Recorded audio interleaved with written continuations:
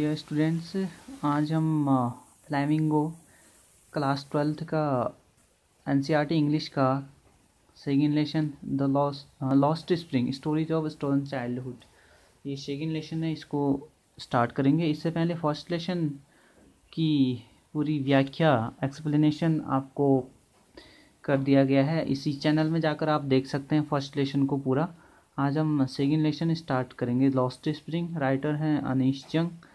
अनीश जंग के बारे में कुछ लाइन्स यहाँ पर दी गई हैं। फर्स्ट पैरा में अनीश जंग 1964 में ये इनका जन्म हुआ था। Born in Rourkela, spend her childhood and adolescence. Childhood means बचपन, एडोलेसेंस मीन्स किशोरावस्था इन हैदराबाद में इनका बचपन और किशोरावस्था बीती। She received her education in Hyderabad and in United State of America. उन्होंने अपनी education United State of America और हैदराबाद से प्राप्त की। हर पेरेंट्स वो बोथ राइटर, उसके दोनों पेरेंट्स माता पिता राइटर्स थे। Anees Jung began her career as a writer in India. India में उन्होंने अपने करियर की स्टार्ट एज अ राइटर, लेखिका के रूप में की। सी हैज़ बीन एन एडिटर, वो एक संपादक भी रह चुकी हैं। कॉलमनिस्ट मीन्स स्तंभ लेखिका जो होती हैं फॉर मेजर न्यूज़पेपर, जो महत्वपूर्ण न्यूज़पेपर अखबार हैं उनकी संपादक और कॉलमनिस्ट वो रह चुकी हैं इंडिया और एब्रॉड मीन्स विदेश में भी। एंड ऑथर्ड सेवरल बुक, और बहुत सारे पुस्तकों की वो लेखिका भी रह चुकी हैं। The following is an extract from her book titled lost spring. एक जो नीचे दिया गया है लेसन, ये इसी टाइटल से लिया गया है। एक एक्सट्रैक्ट मीन्स अवतरण है। इसका टाइटल है lost spring stories of stolen childhood, यानी लेसन का नाम है लॉस्ट स्प्रिंग, खोया हुआ बसंत। स्प्रिंग मीन्स बसंत ऋतु, और स्टोलन चाइल्डहुड मीन्स जो स्टोरीज ऑफ स्टोलन चाइल्डहुड, विलुप्त हुआ बचपन, उसकी कहानियाँ। हियर यहाँ पर सी एनालिसिस मीन्स विश्लेषण करती है। ग्रिंडिंग पॉवर्टी एंड ट्रेडिशन, जो बहुत भयानक, ग्रिंडिंग मीन्स भयानक, पॉवर्टी मीन्स गरीबी है, और जो ट्रेडिशन परंपराएं हैं विच कंडेम्ड दीज चिल्ड्रन, जो उन बच्चों को to a life of exploitation, शोषण का जीवन बिताने के लिए जो इन बच्चों को ये परंपराएं मजबूर कर रहे हैं, उनका एनालिसिस लेखिका यहाँ पर करती है। So let us start. First paragraph हम स्टार्ट करेंगे। Some time I find a rupees in garbage. Garbage का मतलब होता है कूड़ा करकट कबाड़। कभी कभी, सम टाइम कभी कभी, आई फाइंड मुझे मिल जाता है, और रुपीज मीन्स एक रुपया, गार्बेज मीन्स कबाड़ में। Why do you do this, तुम ये सब क्यों करते हो। आई आस्क साहेब, मैंने साहेब से पूछा। Him whom I encounter every morning scrounging. Scrounging means ढूंढना, किसी चीज़ की तलाश करना। for a gold in garbage dumps of my neighborhood, जो मेरे नेबरहुड में, पड़ोस के कचड़े के ढेर में सोना खोज रहा होता है। तो उससे क्या पूछा लेखक ने कि why do you do this, तुम यह काम क्यों करते हो। Saheb left his home long ago, Saheb ने अपना घर बहुत दिनों पहले छोड़ दिया था। Set amidst the green fields of Dhaka, जो ढाका के हरे भरे खेतों के बीच में बसा था। His home is not even a distance memory, और उसको अपने घर की बिल्कुल भी याद नहीं आती। दियर व मनी स्टॉर्म्स, तूफान, दैट स्वेप्ट अवे मीन्स बहा ले गए, देयर फील्ड्स, उनके खेतों को, एंड होम्स, वहाँ पे उनके घरों को और खेतों को बहुत जो स्टॉर्म्स, तूफान आते थे वो बहा के ले गए। हिज मदर टेल्स हिम, उसकी माँ बताती है। दैट्स वाई दे लेफ्ट, इसके कारण से वो वहाँ छोड़कर लुकिंग फॉर गोल्ड, सोने की तलाश में, in big city where he now lives, जहाँ पर वो अब रहते हैं, यहाँ पे आ गए हैं। I have nothing else to do, he mutters, mutters means होता है वो आराम से बोला या बुदबुदाया। लुकिंग अवे मीन्स दूसरी तरफ देखते हुए। क्या बोला उसने, I have nothing else to do, मेरे पास कोई दूसरा काम नहीं है। गो टू स्कूल, ऐसे गिलिवली, मैंने बहुत सहज भाव से, बहुत अच्छी तरह से उससे बोला। गिलिवली मीन्स सहज भाव से। गो टू स्कूल, स्कूल जाओ। रियलाइजिंग इमीडिएटली, मैंने ये रियलाइज भी किया। How hollow the advice must sound, मेरी जो सलाह थी, मैंने महसूस किया मेरी सलाह में कोई दम नहीं था, कि कितनी हॉलो, कितनी हल्की थी उसके लिए ये सलाह। There is no school in my neighbourhood when they built one I will go. मेरे पड़ोस में कोई भी स्कूल नहीं है नेबरहुड में, जब बन जाएगा तो मैं जाऊंगा। If I start a school will you come. अगर मैं स्कूल स्टार्ट करूं या मैं स्कूल बनाऊं तो तुम आओगे। आई आस्क हाफ जोकिंग, मैंने कुछ जोक करते हुए, मजाक करते हुए उसको पूछा। यस ही से स्माइलिंग ब्रॉडली, वो पूरी तरह से मुस्कुराते हुए बोला कि यस हाँ मैं आऊँगा। A few days later I see him running up to me, कुछ दिनों के बाद वो दौड़ता हुआ मेरे पास आया। इज़ योर स्कूल रेडी, क्या आपका स्कूल तैयार हो गया है। It takes longer to build school. I embarrassed at having, I embarrassed means मुझे बहुत लज्जा हुई, शर्म लगी।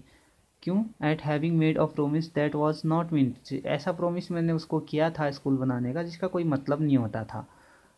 तो it takes longer to build school, मैंने बोला कि स्कूल बनाने में बहुत समय लगता है। But promise like mine around in every corner of his bleak word, bleak word में से जो उसका रूखा संसार था, उसमें रूखे संसार के हर कोने में, corner of his bleak word means उसके रूखे संसार के कोने में मेरे जैसे वादे बहुत भरे पड़े हुए थे। After months of knowing him I ask him his name, उसे जानने के कई महीने के बाद मैंने उसको अपना नाम पूछा। साहिब आलम ही अनाउंस्ड, उसने बताया Sahib Alam. He does not know what it means, वो इसका मतलब नहीं जानता था।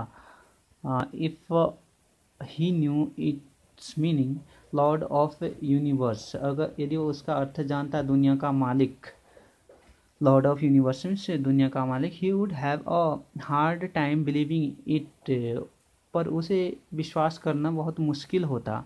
अनवेयर, अनवेयर मीन्स अनजान, of what his name represent, उसका नाम क्या रिप्रेजेंट करता है, नाम के अर्थ से अनजान था वो। He roams the street with his friends, और गलियों में अपने दोस्तों के साथ घूमता था। An army of barefoot boys who appear like, एक आर्मी जो नंगे पाँव वाले लड़कों की थी। अपीयर मीन्स दिखाई देती थी। Morning birds and disappear at the noon, पक्षियों की तरह, चिड़ियों की तरह प्रकट होते थे और दोपहर को डिसअपीयर मीन्स नून, दोपहर को गायब हो जाते थे। Over the month I have come to recognise each of them, और मैंने उसके बाद उसको कुछ महीनों के बाद मैं पहचानने लगी। Why aren't you wearing chappals, I ask one, उनमें से मैंने पूछा किसी के, तुम चप्पल क्यों नहीं पहनते हो। My mother did not bring them down from the self, जो ऊपर सेल्फ में रखे हुए हैं वहाँ से मेरी मदर नीचे नहीं उतारती है। ये आंसर सिंपली, उसने सिंपली ये आंसर दिया। Even if she did he will throw them off, अगर दूसरे adds another who is wearing shoes that do not match, अब जो दूसरा लड़का था उसने ऐसे जूते पहन रखे थे दैट डू नॉट मैच, बेमेल मीन्स अलग अलग जूते थे उसके दोनों। उसने कहा इवन इफ सी, यानी यदि उसकी माँ जूते नीचे उतार भी देगी तो उनको फेंक देगा। One I comment on it, जब मैंने इस पर कॉमेंट किया, यानी जो बेमेल जूते थे जो मैच नहीं हो रहे थे, ही सफल्स, सफल्स मीन्स ज़मीन पर रगड़ते हुए, हिज फिट सेइंग नथिंग, वो उसने अपने पाँव ज़मीन पर रगड़े और कुछ भी नहीं बोला। आई वॉन्ट सू से the third boy who was never owned a pair of his life, अब जो तीसरा लड़का था उसने बोला, जिसको जीवन भर जूते प्राप्त नहीं हुए थे, वो बोलता है मैं जूते पहनना चाहता हूँ। Travelling across the country I have seen children walking barefoot in cities और ऑन विलेज रोड्स, अब देश में ट्रैवल करते हुए मैंने बच्चों को नगरों और गाँव में, शहरों और गाँव में देखा कि सड़कों पर नंगे पाँव चलते हुए बहुत सारे लोग दिखाई देते हैं। It is not lack of money but a tradition to say stay barefoot is one explanation, ये पैसे की कमी के कारण नहीं वरन बेयरफुट नंगे पाँव चलना एक परंपरा है, ये जो एक्सप्लेनेशन था लेखक का। I wonder if this is only an excuse to explain away a perpetual state of poverty. मुझे वंडर हुआ, आश्चर्य हुआ कि एक बहाना मात्र है। एक्सक्यूज मीन्स बहाना मात्र है। एक्सप्लेन अवे मीन्स किस चीज़ के लिए? Perpetual state of poverty. Perpetual state of poverty का मतलब है लगातार गरीब बना रहना, अपने आप को गरीब दिखाने का एक ये बहाना भी है। आई रिमेंबर, नेक्स्ट पैरा है, I remember a story of man from Udipi once told me. मुझे एक कहानी याद आई उदीपी की, के रहने वाले एक व्यक्ति की, जो उदीपी में रहता था, जो मुझे बोली गई थी। As a young boy he would go to school past an old temple. जब जो छोटा लड़का था वो मंदिर के पास से होकर स्कूल जाया करता था। Where his father was a, वहाँ पे उसके पापा पुजारी था। He would stop briefly at the temple and pray for a pair of shoes. वहाँ पे वो थोड़ी देर रुकता और किसके लिए प्रे करता? जूतों की जोड़ी मिल जाए इसके लिए वो प्रे करता, प्रार्थना करता। 30 years later I visited his town and the temple which was now drowned in an air of। 30 साल के बाद मैंने वो शहर का वो मंदिर देखा जो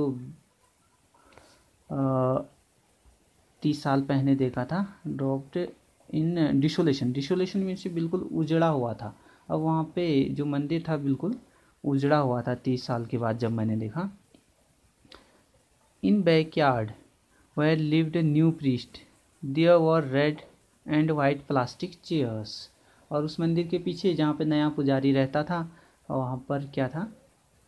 रेड एंड वाइट प्लास्टिक के चेयर, कुर्सियाँ रखी हुई थी। A young boy dressed in a grey uniform, wearing socks and shoes, arrived panting and threw his school bag on a folding bed।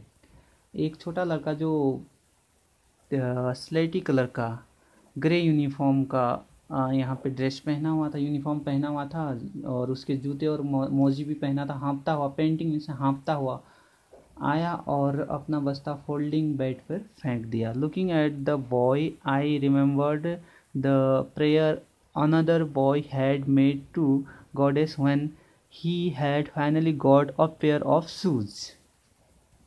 लड़की की ओर देखते हुए मुझे उस लड़के की याद आई जो देवी से प्रार्थना किया करता था पहले, और उसने अंत में जूतों की जोड़ी उसको प्राप्त होगी।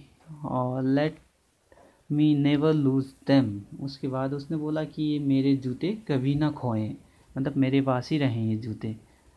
The goddess had granted his prayer. देवी ने उसकी प्रार्थना स्वीकार कर ली। Young boy like the son of the priest now और शूज। पुजारी की लड़के की तरह अब जो छोटा लड़का था वो भी जूते पहने हुआ था। But money other like the rack picker. Rack picker का मतलब है जो कबाड़ बीनने वाले होते हैं, कबाड़ी। बहुत से अन्य लड़के जो इन माई नेबरहुड, जो मेरे पड़ोस में थे, रिवेन शूजलेस मीन्स उनके पास जूते नहीं थे, वो शूजलेस थे। माई एक्विंटेंस। एक्विंटेंस का मतलब है जो जान पहचान वाले होते हैं। Acquaintance with the barefoot rag pickers leads to me Seemapuri, a place on the periphery. Periphery means बाहर का एरिया ऑफ दिल्ली, दिल्ली के बाहर का एरिया जहाँ पे सीमापुरी था। वहाँ पे कुछ मेरे जो पहचान वाले थे बेयरफुट रैक पिकर्स, जो बिना पाँव नंगे पाँव के थे, बिना जूते चप्पल के रैक पिकर्स कबाड़ी, वो मुझे दिल्ली के बाहर सीमापुरी ले जाते हैं।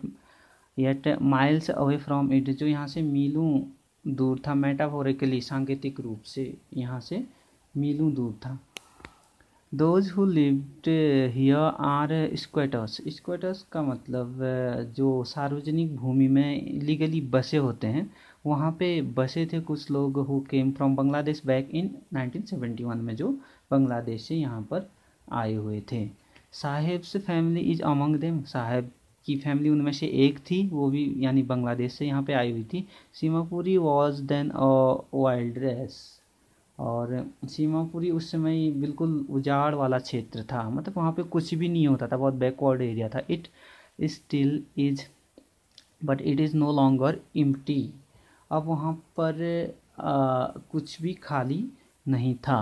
इन structures of mud with roofs of tin and tarpaulin devoid of sewage drainage running water live 10,000 rag picker. वहाँ पे कच्चे मकान मड के और तिरपाल की छत थी या टीन की छत थी, और सीवर लाइन जो सीवेज और ड्रेनेज सिस्टम था वहाँ पे प्रॉपर सिस्टम सीवेज या ड्रेनेज का नहीं था। वहाँ पर 10,000 यानी 10,000 कबाड़ी रैगपीगर्स वहाँ पे रहते थे। They have lived here for more than 30 years without an identity. वहाँ पर बिना आइडेंटिटी के 30 साल से वो लोग रह रहे थे। 30 साल से ज़्यादा समय उनको वहाँ पर रहते हुए हो गया था। विदाउट परमिट्स, ना उनके पास आइडेंटिटी ना परमिट था, but with ration cards that gets their name on voters. और राशन कार्ड उनके पास मिला हुआ था जिसके कारण से वोट मतदाता सूची में वोटर लिस्ट में उनका नाम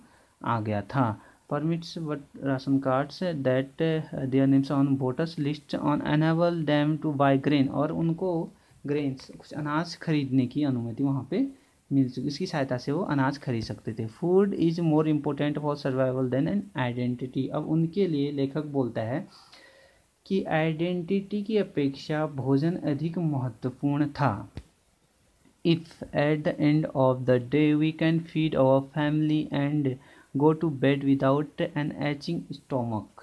यदि द एंड ऑफ द दिन ढलने से पहले अपने परिवार को भोजन करा सकते हैं, फैमिलीज अपने परिवार को भोजन करा दें, go to bed without aching stomach, बिना पेट दर्द के हम बेड में चले जाएं, we would rather live here than the fields that give us no grain. हम लोग यहाँ पे रहना बेहतर समझेंगे जो उन खेतों की अपेक्षा जो हमको ग्रेन नहीं देते हैं। से a group of women in tattered saris. एक ग्रुप में वुमेन्स ने ऐसा बोला जो टैटर्ड साड़ी मीन्स फटी हुई साड़ी पहने हुई थी। साड़ी व्हेन आई आस्क, जब मैंने उसको पूछा them why they left their beautiful lands of green fields and rivers. जब मैंने उसको पूछा कि तुमने ब्यूटीफुल लैंड, बहुत खूबसूरत जो भूमि है, और ग्रीन फील्ड्स हैं, रिवर्स हैं, उसको छोड़कर यहाँ क्यों आए, तो उसने क्या जवाब दिया कि यदि दिन छिपने से पहले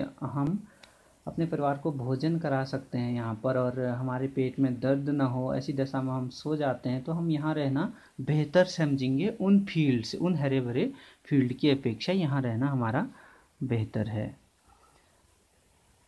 wherever they find food they pitch their tents that became transit home। जहाँ पर भी उन लोगों को भोजन मिलता था अपने पिच मीन्स गाड़ देते थे, तंबू, अपने टेंट्स वहाँ पे गाड़ देते थे और चलते फिर ट्रांजिट होम मतलब चलते फिरते घर वहाँ पे बना लेते थे। चिल्ड्रन ग्रो अप देम, और वहीं पे उनके बच्चे बड़े होते थे। बिकमिंग पार्टनर इन सर्वाइवल, और आजीविका कमाने में उनको सहायक होते थे, पार्टनर्स वो बनते थे, सहभागी।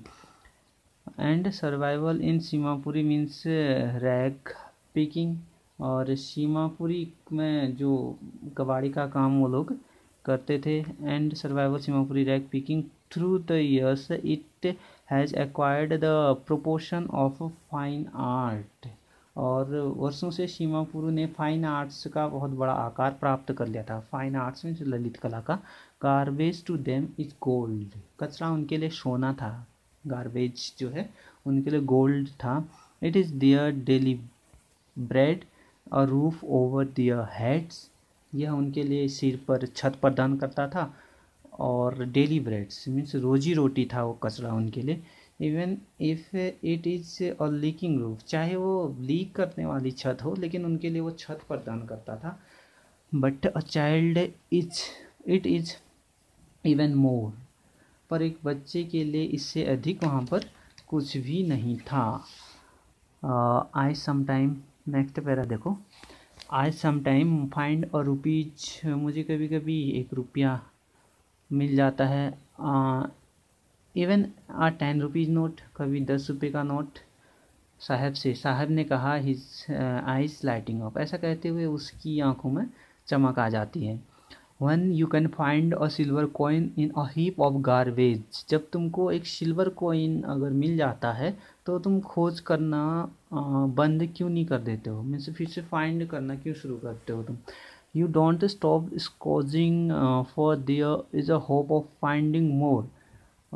चांदी का सिक्का तुमको मिल जाता है तो तुम वहाँ पे खोज करना क्यों बंद नहीं कर देते, क्योंकि वहाँ से और अधिक प्राप्त होने की आशा होती है। It seem that for children garbage has a meaning different from what it mean to their parents. अब उन बच्चों के लिए ऐसा प्रतीत होता था कि बच्चों के लिए कचड़े का अर्थ उनके माता पिता का जो अर्थ था कचड़े का, उससे कुछ अलग है, डिफरेंट है। For the children it is wrapped in wonder, for the elder it is means of survival। बच्चों के लिए कचड़ा आश्चर्य में लिपटा हुआ था, wonders wrapped in wonder means आश्चर्य में लिपटा हुआ, यानी यहाँ वहाँ उस कचड़े में कुछ भी उनको मिल सकता था। और बड़ों के लिए अस्तित्व का सर्वाइवल, यानी उससे उनकी आजीविका प्राप्त करते थे, कुछ न कुछ ढूंढ के वो कचड़े से लाते थे, बीनते थे, कबाड़ का काम वो लोग करते थे। Next para. On winter morning I see Saheb standing by fence gate of the neighbourhood club. एक जाड़े की सुबह पे मैंने साहेब को बाढ़ से घिरे हुए गेट फाटक के समीप खड़े देखा, वहाँ पे पड़ोस में। Watching two young man dressed in white playing tennis, जो यंग मैन को वाइट ड्रेस में खड़े टेनिस खेलते हुए देख रहा था, playing tennis. I like the game he hums means हिचकिचाहट के साथ उसने बोला कि ये गेम मुझे बहुत पसंद है। Content to watch it standing behind the fence, और कंटेंट टू वॉच, और बहुत तीव्र इच्छा से वो उस गेम को देख रहा था, जो फेंस था बाड़ के पीछे और खड़ा होकर वहाँ से वो देखता था। I go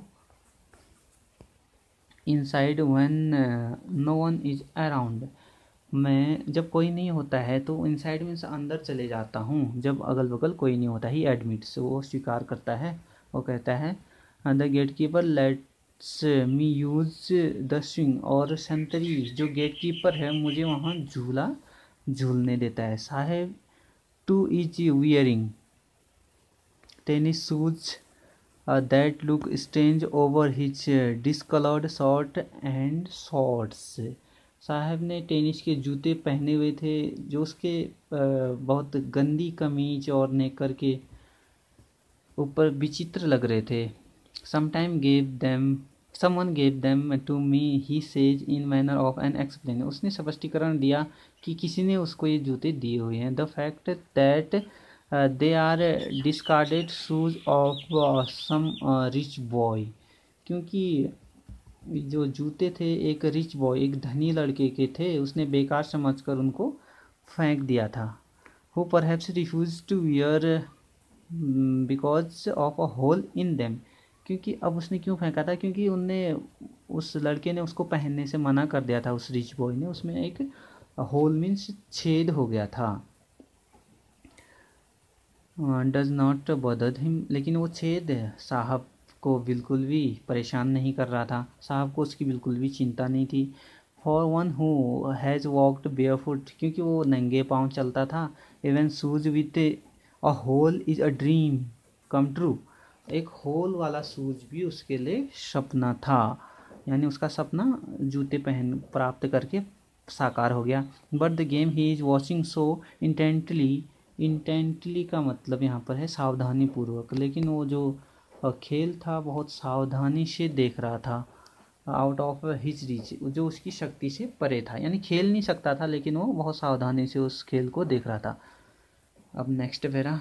this morning Saheb is on his way the milk booth in his hand is a steel canister. अब आज सुबह दिस मॉर्निंग वो दूध के बूथ पर जा रहा था, उसके हाथ में स्टील का एक कनस्तर था। I now walk in a tea stall down the road, he say pointing at a distance, कुछ दूरी पे उसने संकेत करते हुए कहा कि सड़क पर दूर अब मैं चाय की दुकान पर काम करता हूँ। आई एम पेड 800 रुपीज़, मुझे 800 रुपीज़ मिलता है। एंड ऑल माई मील्स, और पूरे दिन का भोजन मुझे मिलता है वहाँ पे। Does he likes the job, I ask, मैंने पूछा क्या तुमको ये जॉब करना, कार्य करना पसंद है। His face I see has lost the carefree look, अब जो उसके चेहरे पे मैंने देखा केयर फ्री लुक उसका गायब हो चुका था। लॉस्ट, केयर फ्री मीन्स जो लापरवाही वाला लुक था वो गायब हो चुका था। The steel canister seemed heavier than the plastic bags he would carry so lightly over his shoulder, अब जो स्टील कनिस्टर था वो बहुत भारी प्रतीत हो रहा था उसको, और प्लास्टिक के बैग की अपेक्षा, जो उस प्लास्टिक की थैली को वो कंधे पे आराम से ले जा सकता था। लेकिन अब उसको काम दूध की दुकान पे करना था तो कनिस्टर लेके उसको जाना था। द बैग वॉच हिज, उसका बैग था। The container belongs to the man, लेकिन जो कनिस्टर था वो किसको बिलोंग करता था, उस मैन को, हु ऑन्स टी, जिसकी वो टी शॉप थी। Saheb was no longer his own master, Saheb अब अपना मालिक नहीं था। तो डियर स्टूडेंट्स, चैनल को शेयर, लाइक और सब्सक्राइब करें। कुछ जो पैराग्राफ आधा लेसन इसमें बच चुका है उसको नेक्स्ट पार्ट्स में डाल दिया जाएगा। और द लॉस्ट स्प्रिंग का लगभग 10 या 12 पैरा आज कंप्लीट हुए हैं। कल जो बचा हुआ लेसन है उसको कंप्लीट करेंगे। थैंक्स।